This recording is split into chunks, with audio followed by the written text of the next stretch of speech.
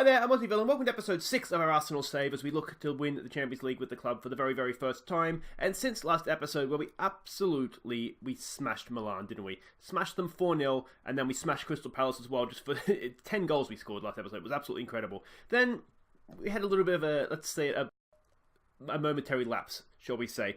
We played Liverpool, we lost 1-0, it was the 89th minute they scored the winner. It was an even game, to be honest. A draw would have been a fair result. I certainly don't think we deserved to lose the game. We just got caught going, we were trying to win it, and we got caught on the counter-attack, basically, in the 89th minute. You can see Mesut Ozil picked up a little bit of a knock as well. We took him straight off, we didn't take any risks there. That might have played a role, but to be honest, it was just an even game, and we didn't deserve to lose. And Liverpool didn't deserve to win either. But, you know, them's the breaks, aren't they? Then we played Vitesse Arnhem in the final game of the Europa League group stage, and we were good going forward, to be honest. We didn't play well defensively. 3-2, we weren't ever really in danger of dropping points or anything. You see, 86th minute, they got the second one, which made it look a little bit closer than it was. We always had an element of control, but we certainly wasn't our best performance. But Anders Scholes Olsen, absolute worldie he scored. We'll have goals of the month at the end of the episode. Make sure you stick around for that, because his goal was just, it was amazing. Then we played Manchester City, and we made up for it, basically, the Liverpool game, because again, this was an even game. We just basically were a little bit better in both penalty areas. We defended just that little bit better. Our goalkeeper, Leno, had a good game. So that helped. And we finished our chance as well. You can see it was Mustafi and Aubameyang and Lacazette with 2. But what really helped us on our way in this game was this. Here we go. Edison has the ball. Looks like nothing is on. Nothing is on. Just do something sensible, Edison. Don't kick it straight at Lacazette. Oh, you've kicked it straight at Lacazette. Oh. So yeah, thank you, Edison, for the helping hand there. That was fantastic, wasn't it? And then we played Southampton, again, at home in the league. You can see Welbeck with 2, Smith-Rowe and Xhaka got the goals. We just dominated this game. There's no other way to say it. It was sort of a rested team or a backup team, because we do have 2 massive games this episode, of course, Chelsea and Spurs, both at home. 4 home games in a row in the league, which is nice, isn't it? But yeah, so we rested a few players for it, and we just dominated it. It was a really, really good performance. Now, if we have a look here, a few things. We've got Chelsea in the FA Cup. I'm not sure. I think that's happened since last episode, so that could have been easier, couldn't it? But yeah, so that happened. In the Champions League, in the Europa League, first knockout round, we have Lyon. Now, if you watch my Manchester United save, we played Lyon in the Champions League final in that game. So they are a good team, and again, I feel like we're getting a little bit screwed over on our Europa League run here, but that's okay. We've beaten Milan in the group, why not beat Lyon in the first knockout round? We can deal with that, can't we? And then look at the Premier League table. It's tight. It is, I'm not going to lie, the top 3, it's looking like a 3-horse race, which is good in the sense that it looks like we're going to qualify for the Champions League if everything stays as it is. But we're only 2 points ahead of Manchester United and Liverpool, and that's despite only losing 1 game and drawing 3 all season. So it's Premier League. Champions League is looking good. The league title is going to be tight, isn't it? And then you can see you've got a nice little 10-point gap back to Chelsea, and then even more, 12 points back to Watford, who would, of course, be in that outside of the Champions League. Chelsea would, if we come fourth, we still obviously qualify for the Champions League. So 10 points into Champions League qualification, and that's pretty good, isn't it? But let's have a look at the team we're sending out to face Chelsea. And it is essentially full strength. There's one that's not, but we'll get to that in a second. It's Leno in goal, Mustafi Socrates holding across the back, Bellerin down the right, Tierney down left. Tierney, he's found a bit of form lately. He's been really, really good. Guendouzi comes in because Torreira's just not quite fit, picked up a bit of a knock, so he's not quite fit, so he's not going to risk him here. Ramsey, of course, in midfield with Ozil in behind Lacazette and Aubameyang. And if we look on the bench, Lorik Koscielny, he's coming back to injury. If we can, we might just slip him on for 5 to 10 minutes at the end here. We've got to build him back into match fitness, though. So here we go, Chelsea going with a 4-3-3. Now, we did, when we played them in the opening game of this save, opening game of the season, we beat them quite nicely, didn't we? I think it was 3-0. So, to expect the same again is probably asking a lot. But I do think, give the fans their money's worth. That seems to have worked. So let's just get out there and see what we can do. Alright, here we go at, of course, the Emirates. I have sort of been, as it was said with the Southampton game, been sort of picking teams to make sure that we can hopefully get 2 games. This is, of course, the festive fixtures now. So we want to try and basically get this team in for Chelsea and for Spurs up next. I'm hoping Torreira will be fit for Spurs. And of course, this is a tougher game, isn't it? Because Spurs, they're a mid-table side. We've got to be beating those sorts of weak opposition, of course, if we're going to go and make the Champions League. Chelsea are they're up there. And of course, I mean, any chance they have of winning the league, for them, they need to win this game, don't they? Because if they go 10 points behind now, if they lose this 13 points behind, they're done. So for them, this is a massive game. Of course, if they win this, they would only be 7 points behind and, arguably back in the race. But we're not too worried about the league title necessarily. Good tackle, Kieran Tierney. He's settling in now, I think, and we're really starting to see the best of him. I think the goals of the month after Spurs, I think there's quite a few assists, or I think there is anyway. I think his assists will show up amongst the better goals. But yeah, he's really started to play well. That's too easy. Lacazette's cut that out. Lacazette, just think about your pass, mate. We've done really well there. Well done, son. Kept to his task. Now he's accelerating away. Aubameyang, he's in the middle because he's just got jetpacks on his feet, doesn't he? Go on, cross that in. Oh, it's a penalty. It's a penalty, and is that a red card? It's probably not a red card, is it? But Aubameyang to take the penalty. This will be a good start, wouldn't it? 12 minutes in. Go 1-0 up. Go on, son. Oh, what a penalty off the inside of the post as well. That is what they call unstoppable, I think. I think that's the technical term. And that is 1-0 with Aubameyang tucking in the goal. Wonderful, wonderful stuff. And again, look at that, off the post. That is unstoppable, isn't it? That is a really, really good goal. Don't know why he's looking nervous. All right, Leno, let's not do it, Addison. Well done out to Rob Holding. Don't do it, Addison. We'll just call it doing it, Addison, from now on, I think. Couldn't believe it when I saw that. And of course, I said it put us to 4-1 too. It really just killed the game off. They got one goal back after that, but it really just killed the game. Aubameyang's done well to nick that. We've got men up in support. Go in the middle here. Go in the middle. Oh, he's just... They did defend that well, didn't they? There wasn't really an open avenue for the pass, but you just need to check back or something and find a way to get that pass in field, I think. This is okay. Got possession back. We're building like this a lot. It's the Arsenal way, isn't it? Come on, Bellerin. He's got so much pace. Can he get a cross in? He can. It's there. Aubameyang! Oh, that would have been 2. You go 2-0 up and you start to fancy us then. But of course, this is the problem at 1-0, isn't it? This can always happen. And get that away. Disappointing. We've been working on set pieces. It's still a weakness, isn't it? It's still a weakness for us. Let's give it a demand more. I mean, if we're looking in the context of the league, that's not good defending. We just left him open. If we're looking in the context of the league, then I think a draw here isn't terrible. It is a home game, though, but we did beat them away, so it kind of gives us a little bit of leeway there, doesn't it, against another top 4 team, having beaten them away. If you take 4 points off all your top rivals, then you're gonna beat them, aren't you? So, or in theory. So, having one away means we have that little bit of leeway here. That a draw isn't a terrible result for us, but obviously we want to win. We're doing well. We're dominating possession. It's not much happening though, is there? It's a very tight game. We might give it a get creative here and just see if we can create something before the break. Not sure why Aubameyang's looking nervous. He's got to be close to 20 goals already this season. He's just banging them in for fun.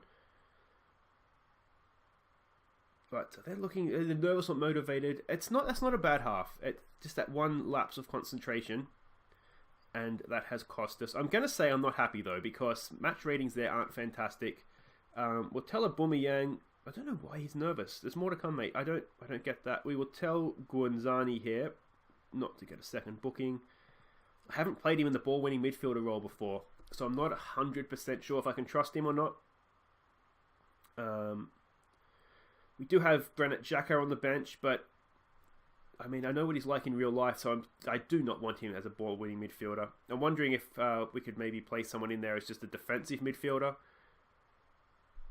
Guanzani's not playing particularly well. Another set piece. Can we defend this one? Oh. No, we cannot. That is the answer to that, clearly. Let's give it a demand more. Oh, if we get done by set pieces... It's just poor marking again, isn't it? It's just poor marking. Alright, do we make changes here? It's getting to that point almost, isn't it? Let's go attacking. Let's just have a look at our team instructions here. Might need to start going down the flanks. Defensively, we're fine. I mean, we haven't... we've conceded 2 set pieces. They haven't created anything that I can think of out of general play. Let's try praising them and see if that helps. No, overwhelmed. Everybody's motivated. Alright, we need to do something here because this game is just slipping past, isn't it? Okay, I am going to say Granit Xhaka on for Guanzani. We're going to play him. If we play him as a deep-lying playmaker on support, that might free up Ramsey to get forward a little bit more. Maybe some Mazzala on attack, get him drifting out. I don't hate that, actually. And then we'll leave it at that for now. Get an extra creative player in there, of course, with Xhaka as well. I never thought he was a creative player. I mean, as I said before, I'm not someone who watches Arsenal every week. I always got the impression he was like a hard-nosed, ball-winning midfielder. But apparently, according to the game, he's a very creative player. Kiritini's looking tired. Do we bring... Alright, let's see what happens with this. Lacazette isn't having his best game. I'm wondering if we bring Welbeck on for Lacazette, perhaps. Oh, that's a good touch, isn't it, to get that ball in. It's in behind for Aubameyang. Come on, son. We need this. We need this. Go on. Oh! 2-2. Aubameyang strikes again. And as I said, oh, how we needed that. Because 19th of the season, I told you he was getting close to 20.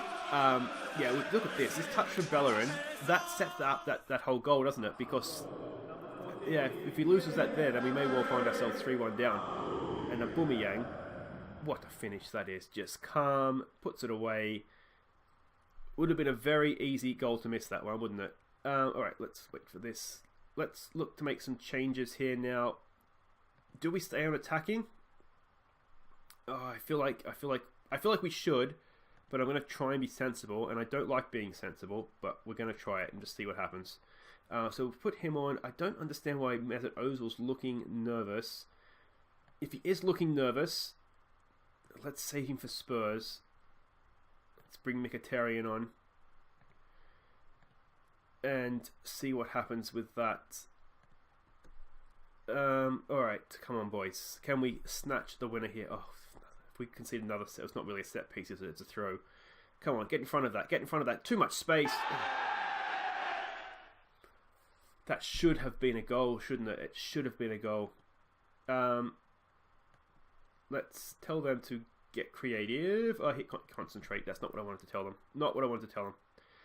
We have some time here. Still about 90 seconds to go. Mkhitaryan, decent ball out there for Bellerin. Can he get a ball in? We've got Welbeck in there. We've got men at the back post of Aubameyang. Oh, it's off the post, was it? Or the average attempt from the goalkeeper to save it. Come on. We still have about a minute here. Can we... What's happening here? Is it a goal? No. My biggest gripe, I think, with this goal line technology is that it never goes to the goal line technology to show that it is a goal. It's always to show it's not, and we knew that wasn't a goal. So, if they could change one thing or tweak one thing, I think, for me, that would be it. We haven't seen VAR yet because, we don't have it in this league, so I can't really comment on that. The World Tour are in Indonesia right now, and they certainly don't have it. So, yeah, let me know if you have played in a league with VAR. Is it as bad as... Well, not that the goal line technology is bad, but annoying, I guess, or just inconsistent. Is it one of the things where they go to VAR and it's always a penalty, or it's sort of never overturned? Anyway, 2-2. It's not fantastic. It's not fantastic, but it'll do. So there we go, Chelsea hold out for draw. It was a little bit disappointing, if I'm honest. It really, really was. But guys, wait right there. We'll be back for Spurs in our first North London derby as Arsenal manager.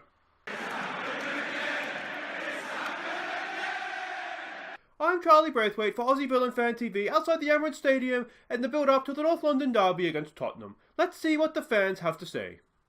Look, we saw it against Chelsea. We're not going to win anything if we can't head the ball. We're soft. That comes from the manager. Now get him out now. We was lucky against Chelsea, yeah? Aubameyang, he saved us, yeah? We weren't good enough. The league table, it's lying to us, yeah? We've got to get the manager out the door, yeah? We wasn't fucking good enough against Chelsea. It's title naivety, and we saw it with Wenger, and we can see it with Villain. We've got to get him out of our club before it gets out of hand, and we end up with 20 another years of absolute rubbish. It's rubbish! It's rubbish! Get him out! Calm down, mate. Calm down. Ah! So as ever, the Arsenal fans seem displeased. Obviously, a result against Spurs will make things all the better. Okay, welcome back for Tottenham. It is the big game. This is the one I'll be judged on by the fans. And if you just have a quick look at the table, we did okay out of that draw because Liverpool also had a draw, and Man United lost. They lost to Crystal Palace. I think it was Crystal Palace. You can see they're way down there. So we actually did okay out of that Chelsea draw. And if we look at Spurs, just trying to find them down the table here, Burnley, Watford, Spurs, there they are, down in 9th. So very much a mid-table team here. So we should be hoping to get a good, solid win here. This is the team we're sending out. It's essentially the same team, just that Torreira comes back in. So we're full strength, we're fit, firing, ready to go. Let's go put a few past Spurs, shall we? So the only 4-2-3-1 formation, all very predictable, isn't it? Let's see what we can do. We haven't played them yet this season, so this will be interesting. They say do it for the fans. I mean, it's a derby. We're at home. I mean, it's probably what we should be saying to them. That seems to have gone down really, really well. We'll throw out some calm, we have faith to a couple of people here who haven't reacted. Hasn't really done much for them either, but let's get out there and see what we can do. Alright, the cracking atmosphere here, isn't it, at the Emirates Stadium, and yeah, this is exciting. Now, of course, next episode, we're about to enter the January transfer window, so we're going to have some transfers to look back on. So I want you guys' opinion. Oh, that is very much a red card from Dele Alli there, surely. Where do we need to strengthen, and with who, if you have any specific player names? I'm thinking, just looking at the squad as we have it, we could do with some English players. I'm thinking Peter Cech, his contract's up at the end of the year. He's 36. We have Leno as our first choice. I'm thinking if we can sell him for a little bit of cash and get in an English goalkeeper, I might look to do that. And my first thoughts on that are Burnley, because we know that they have Pope, they have Heaton, and they have Joe Hart. Now, we don't want Joe Hart because he's going to be on massive wages and he's a little bit rubbish. But Heaton or Pope as a backup, I think, could do quite nicely. So that's what don't be surprised if we come back next episode and we have a backup goalkeeper. Let's change. Oh, what a goal from Aubameyang! He's cut in from the wide area and just absolutely leveled that into the far corner with his right foot. Left foot it would be, wouldn't it? I think. No, right foot. I was right the first time. Anyway, let's not worry about that. Let's have another look at this. Just nice little interplay. Tierney, he's picked him out. A lot of work to do. I mean, this is what we see from Thierry Henry, isn't it? And absolutely did not give their goalkeeper a chance. And that is 1-0 to the good guys. And stick that up your Spurs. Never a chance of offside. And on we go. Absolutely. Well, we haven't dominated possession, but it's all been Arsenal in terms of end of the field action. And that's just over the bar. Couldn't quite see who that was. Was that Lacazette? Number 9? It might have been Lacazette. Danny Rose is on a yellow card. They're looking nervous. All right, we have, between games here, done a session on defending corners and a session on defending set pieces. So if we don't do what we did against Chelsea and concede from set pieces again, I will not be a very happy manager. Let's get creative. See what we can do here. They're not quite pressing us from the front completely, which is good. We don't want, as I said, another Edison moment to happen to us, do we? As long as we have the fullbacks there as an option. And I always tell my goalkeeper they can pass to centre-back or fullback. This looks promising. Aubameyang is there. It's still there for Bellerin. Back to Lacazette. And he cannot miss. And that is 2-0. We are ripping Spurs to pieces. And that is a little bit special, isn't it? 2-0. We've worked that in the end really well. Could Aubameyang have been a little less selfish here and just squared that first time to Lacazette? Possibly. But he's got himself, and Bellerin, look at that. That pass from Bellerin. I tell you what, Bellerin and Tierney as our two wing backs, I think we have our Champions League winning fullbacks there, I think, in my opinion. Let me know what you think. But they're just absolute quality. Now let's defend this. Let's not go and let them back into this game here, please, boys. Alderweireld. Oh, I can never pronounce that name. Alderweireld. The Belgian guy. Let's see here. Mustafi's bringing this out nicely. He's gone over to Bellerin. Bellerin has space. He has time. He goes early for Aubameyang. Aubameyang, he's in. Aubameyang! Oh! 3-0. And it's essentially all over, isn't it? That's his 21st goal of the season for Aubameyang.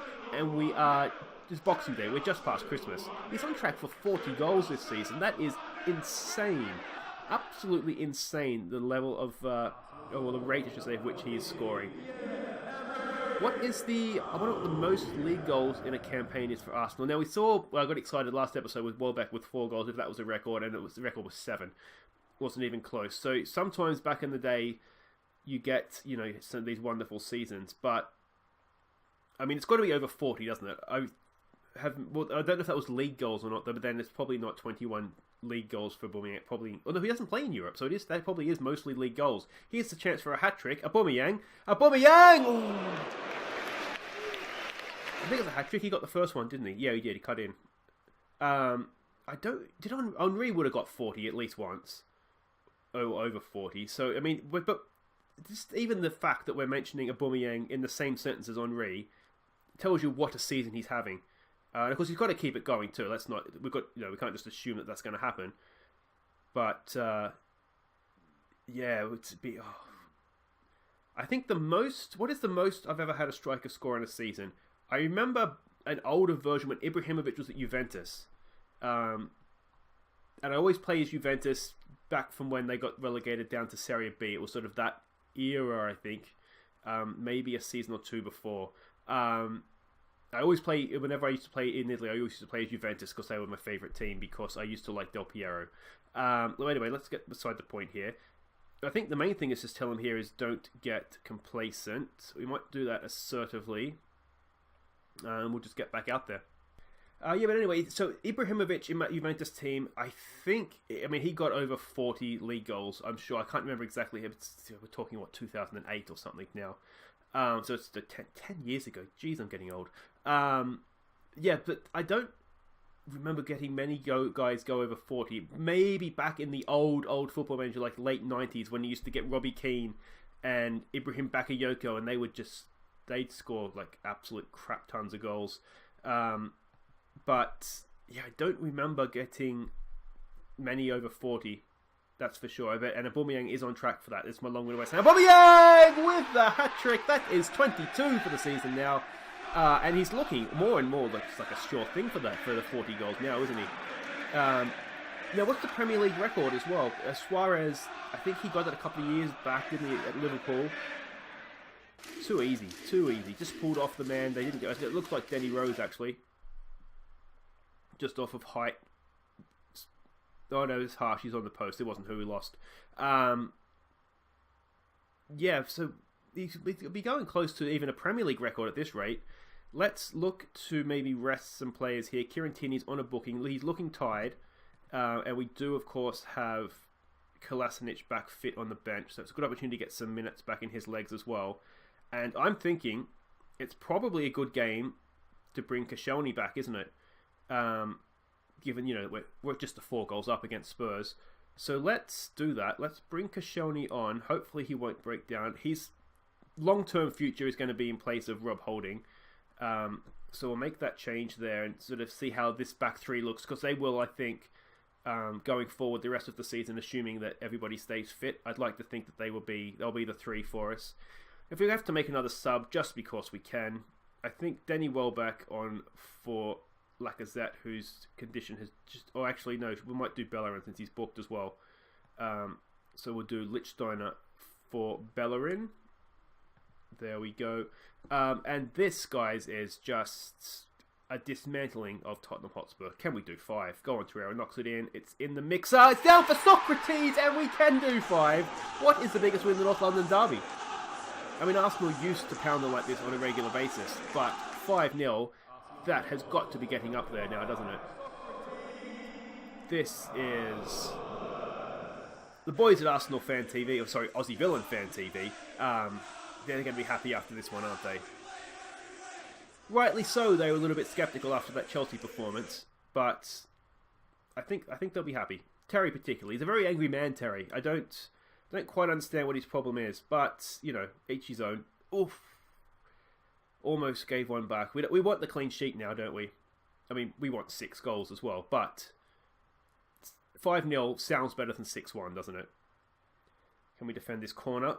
Look at all that training ground work paying off. Or has it? Can we get that? Oh, Torreira's done really well. Aubameyang, can he? No.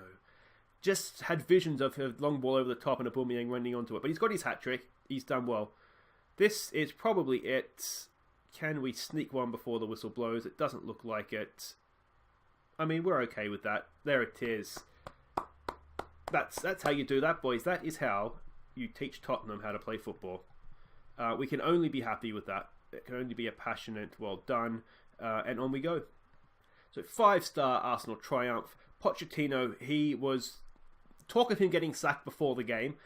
Probably that's going to happen now. But guys, that is it for this episode. That was, if you're an Arsenal fan, beating Spurs 5-0, that has to make up for drop points against Chelsea, surely.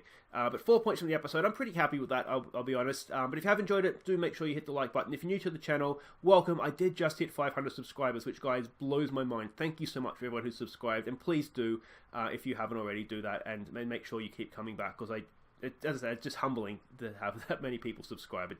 I did not think it was possible. But anyway, let's try that in English. We will be back tomorrow. And we will be back towards the end of the month. So what if we come back for West Ham and Burnley? West Ham is 12th, Burnley 7th. I think that might work. And then we can come back for the Europa League doubleheader. And there might be an FA Cup tie in there somewhere if we get past Chelsea as well. But guys, that's it for today. Thank you so much for watching. I've been Aussie Villain. And before I go, here are some of our best goals from December. Take care.